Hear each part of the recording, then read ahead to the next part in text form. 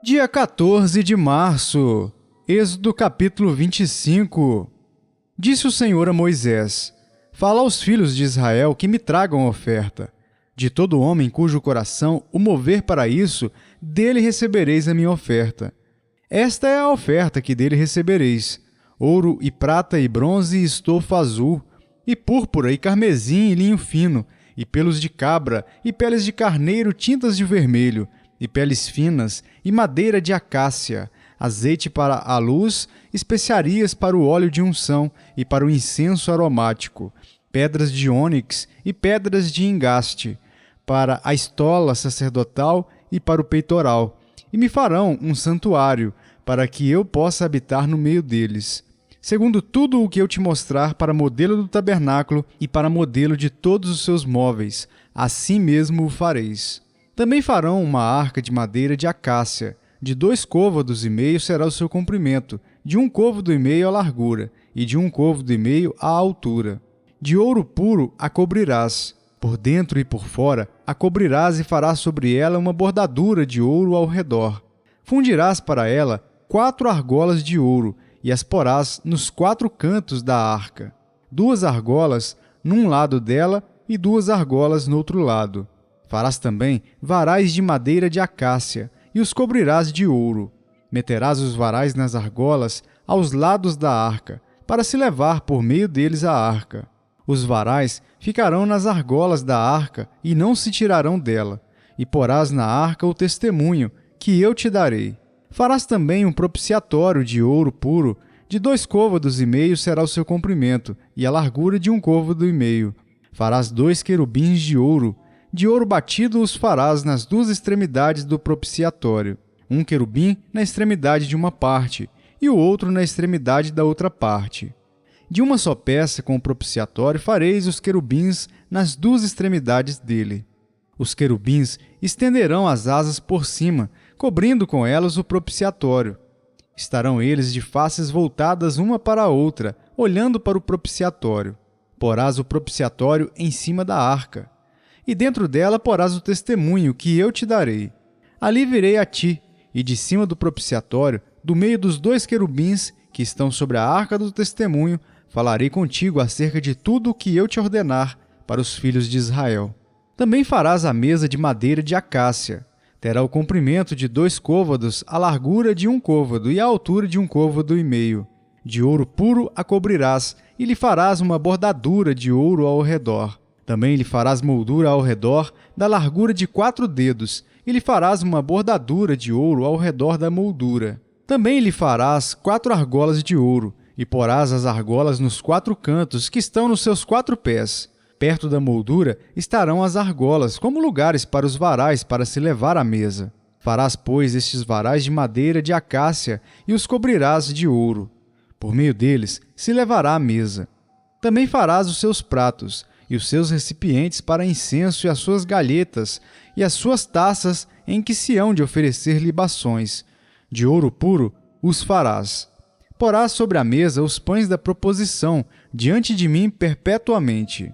Farás também um candelabro de ouro puro. De ouro batido se fará este candelabro. O seu pedestal, a sua haste, os seus cálices, as suas maçanetas e as suas flores formarão com ele uma só peça. 6 hastes sairão dos seus lados, 3 de um lado e 3 do outro. Numa hastia haverá 3 cálices com formato de amêndoas, uma maçaneta e uma flor, e 3 cálices com formato de amêndoas na outra hastia, uma maçaneta e uma flor. Assim serão as 6 hastes que saem do candelabro. Mas no candelabro mesmo haverá 4 cálices com formato de amêndoas, com suas maçanetas e com suas flores.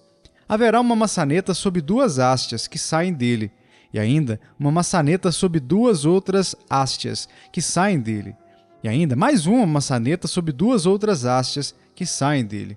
Assim se fará com as 6 hastes que saem do candelabro. As suas maçanetas e as suas hastes serão do mesmo. Tudo será de uma só peça, obra batida de ouro puro. Também lhe farás 7 lâmpadas, as quais se acenderão para alumiar defronte dele. As suas espivitadeiras e os seus apagadores serão de ouro puro. De um talento de ouro puro se fará o candelabro, com todos estes utensílios. Vê, pois, que tudo faças segundo o modelo que te foi mostrado no monte. João capítulo 4. Quando, pois, o Senhor veio a saber que os fariseus tinham ouvido dizer que ele, Jesus, fazia e batizava mais discípulos que João, se bem que Jesus mesmo não batizava, e sim os seus discípulos, deixou a Judéia, retirando-se outra vez para a Galiléia. E era-lhe necessário atravessar a província de Samaria. Chegou, pois, a uma cidade samaritana chamada Sicar, perto das terras que Jacó dera a seu filho José. Estava ali a fonte de Jacó. Cansado da viagem, assentara-se Jesus junto à fonte por volta da hora sexta. Nisto, veio uma mulher samaritana tirar água. Disse-lhe Jesus: Dai-me de beber, pois seus discípulos tinham ido à cidade para comprar alimentos. Então lhe disse a mulher samaritana: Como sendo tu judeu, pedes de beber a mim, que sou mulher samaritana, porque os judeus não se dão com os samaritanos. Replicou-lhe Jesus: Se conheceras o dom de Deus e quem é o que te pede, dai-me de beber, tu lhe pedirias e ele te daria água viva. Respondeu-lhe ela: Senhor, tu não tens com que atirar, e o poço é fundo. Onde, pois, tens a água viva? És tu, porventura, maior do que Jacó, nosso pai, que nos deu o poço do qual ele mesmo bebeu, e bem assim seus filhos e seu gado? Afirmou-lhe Jesus: Quem beber desta água tornará a ter sede. Aquele, porém, que beber da água que eu lhe der, nunca mais terá sede. Pelo contrário, a água que eu lhe der será nele uma fonte a jorrar para a vida eterna. Disse-lhe a mulher: Senhor, dai-me dessa água, para que eu não mais tenha sede, nem precise vir aqui buscá-la. Disse-lhe Jesus: Vai, chama teu marido e vem cá. Ao que lhe respondeu a mulher: Não tenho marido. Replicou-lhe Jesus: Bem disseste, não tenho marido. Porque 5 maridos já tiveste, e esse que agora tens não é teu marido. Isto disseste com verdade. Senhor, disse-lhe a mulher, vejo que tu és profeta. Nossos pais adoravam neste monte. Vós, entretanto, dizeis que em Jerusalém é o lugar onde se deve adorar. Disse-lhe Jesus: Mulher, podes crer-me que a hora vem, quando nem neste monte nem em Jerusalém adorareis o Pai. Vós adorais o que não conheceis. Nós adoramos o que conhecemos, porque a salvação vem dos judeus. Mas vem a hora, e já chegou, em que os verdadeiros adoradores adorarão o Pai em espírito e em verdade, porque são estes que o Pai procura para seus adoradores. Deus é espírito, e importa que os seus adoradores o adorem em espírito e em verdade. Eu sei, respondeu a mulher, que há de vir o Messias chamado Cristo. Quando ele vier, nos anunciará todas as coisas. Disse-lhe Jesus: Eu sou, eu que falo contigo. Neste ponto, chegaram os seus discípulos e se admiraram de que estivesse falando com uma mulher. Todavia, nenhum lhe disse: Que perguntas? Ou por que falas com ela? Quanto à mulher, deixou o seu cântaro, foi à cidade e disse àqueles homens: Vinde comigo, e vede um homem que me disse tudo quanto tenho feito. Será este porventura o Cristo? Saíram, pois, da cidade e vieram ter com ele. Nesse interim, os discípulos lhe rogavam, dizendo: Mestre, come! Mas ele lhes disse: Uma comida tenho para comer que vós não conheceis. Diziam então os discípulos uns aos outros: Ter-lhe-ia, porventura, alguém trazido o que comer? Disse-lhes Jesus: A minha comida consiste em fazer a vontade daquele que me enviou e realizar a sua obra. Não dizeis vós que ainda há 4 meses até a ceifa? Eu, porém, vos digo: erguei os olhos e vede os campos, pois já branquejam para a ceifa.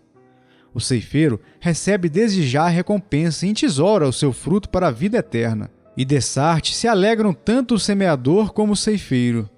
Pois no caso é verdadeiro o ditado: um é o semeador e o outro é o ceifeiro. Eu vos enviei para ceifar o que não semeastes. Outros trabalharam e vós entrastes no seu trabalho. Muitos samaritanos daquela cidade creram nele, em virtude do testemunho da mulher que anunciara: Ele me disse tudo quanto tenho feito. Vindo, pois, os samaritanos ter com Jesus, pediam-lhe que permanecesse com eles. E ficou ali 2 dias.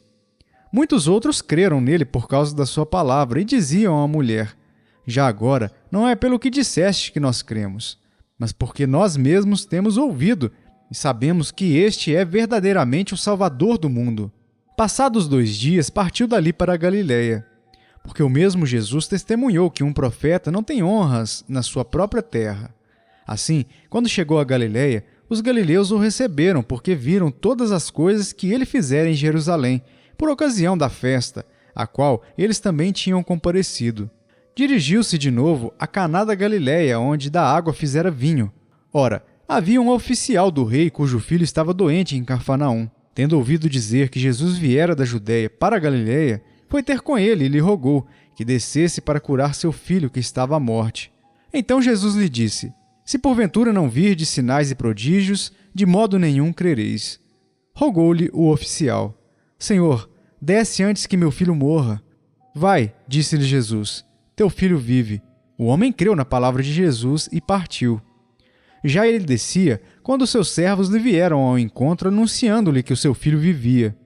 Então indagou deles a que hora o seu filho se sentira melhor. Informaram: Ontem, à hora 7ª, a febre o deixou. Com isto, reconheceu o pai ser aquela precisamente a hora em que Jesus lhe dissera: Teu filho vive. E creu ele e toda a sua casa. Foi este o segundo sinal que fez Jesus depois de vir da Judéia para a Galiléia. Provérbios capítulo 1. Provérbios de Salomão, filho de Davi, o rei de Israel, para aprender a sabedoria e o ensino, para entender as palavras de inteligência, para obter o ensino do bom proceder, a justiça, o juízo e a equidade, para dar aos simples prudência e aos jovens conhecimento e bom siso. Ouça o sábio e cresça em prudência, e o instruído adquira a habilidade para entender provérbios e parábolas, as palavras e enigmas dos sábios. O temor do Senhor é o princípio do saber, mas os loucos desprezam a sabedoria e o ensino. Filho meu, ouve o ensino de teu pai e não deixes a instrução de tua mãe, porque serão diadema de graça para a tua cabeça e colares para o teu pescoço. Filho meu, se os pecadores querem seduzir-te, não o consintas. Se disserem: Vem conosco, embosquemo-nos para derramar sangue, espreitemos, ainda que sem motivo, os inocentes. Traguemo-los vivos como o abismo, e inteiros como os que descem a cova. Acharemos toda sorte de bens preciosos, encheremos de despojos a nossa casa. Lança a tua sorte entre nós, teremos todos uma só bolsa. Filho meu, não te ponhas a caminho com eles, guarda das suas veredas os pés, porque os seus pés correm para o mal e se apressam a derramar sangue. Pois de balde se estende a rede à vista de qualquer ave. Estes se emboscam contra o seu próprio sangue e a sua própria vida espreitam. Tal é a sorte de todo ganancioso, e este espírito de ganância tira a vida de quem o possui. Grita na rua a sabedoria, nas praças levanta a voz. Do alto dos muros clama, à entrada das portas e nas cidades profere as suas palavras. Até quando, ó nécios, amareis a necessidade? E vós, escarnecedores, desejareis o escárnio? E vós, loucos, aborrecereis o conhecimento. Atentai para a minha repreensão. Eis que derramarei copiosamente para vós outros o meu espírito, e vos farei saber as minhas palavras. Mas por que clamei, e vós recusastes? Porque estendi a mão, e não houve quem atendesse? Antes, rejeitastes todo o meu conselho, e não quisestes a minha repreensão. Também eu me rirei na vossa desventura, e em vindo o vosso terror, eu zombarei. Em vindo o vosso terror, como a tempestade, em vindo a vossa perdição como o redemoinho, quando vos chegar o aperto e a angústia. Então me invocarão, mas eu não responderei. Procurar-me-ão, porém não me hão de achar. Porquanto aborreceram o conhecimento e não preferiram o temor do Senhor. Não quiseram o meu conselho e desprezaram toda a minha repreensão. Portanto, comerão do fruto do seu procedimento e dos seus próprios conselhos se fartarão. Os nécios são mortos por seu desvio, e aos loucos a sua impressão de bem-estar os leva à perdição. Mas o que me der ouvidos habitará seguro, tranquilo e sem temor do mal. 2 aos Coríntios capítulo 13. Esta é a terceira vez que eu vou ter convosco. Por boca de 2 ou 3 testemunhas, toda a questão será decidida. Já o disse anteriormente e torno a dizer, como fiz quando estive presente pela segunda vez. Mas agora, estando ausente, o digo aos que outrora pecaram, e a todos os mais que, se outra vez for, não os pouparei, posto que buscais prova de que em mim Cristo fala, o qual não é fraco para convosco, antes é poderoso em vós. Porque de fato foi crucificado em fraqueza, contudo vive pelo poder de Deus. Porque nós também somos fracos nele, mas viveremos com ele, para vós outros pelo poder de Deus. Examinai-vos a vós mesmos se realmente estáis na fé. Provai-vos a vós mesmos. Ou não reconheceis que Jesus Cristo está em vós? Se não é que já estáis reprovados. Mas espero reconheçais que não somos reprovados. Estamos orando a Deus para que não façais mal algum, não para que simplesmente pareçamos aprovados, mas para que façais o bem, embora sejamos tidos como reprovados. Porque nada podemos contra a verdade, senão em favor da própria verdade. Porque nos regozijamos quando nós estamos fracos e vós fortes. E isto é o que pedimos, o vosso aperfeiçoamento. Portanto, escrevo estas coisas estando ausente, para que, estando presente, não venha a usar de rigor segundo a autoridade que o Senhor me conferiu, para edificação e não para destruir. Quanto ao mais, irmãos, a Deus, aperfeiçoai-vos, consolai-vos, sede do mesmo parecer, vivei em paz, e o Deus de amor e de paz estará convosco. Saudai-vos uns aos outros com ósculo santo. Todos os santos vos saúdam. A graça do Senhor Jesus Cristo e o amor de Deus e a comunhão do Espírito Santo sejam com todos vós.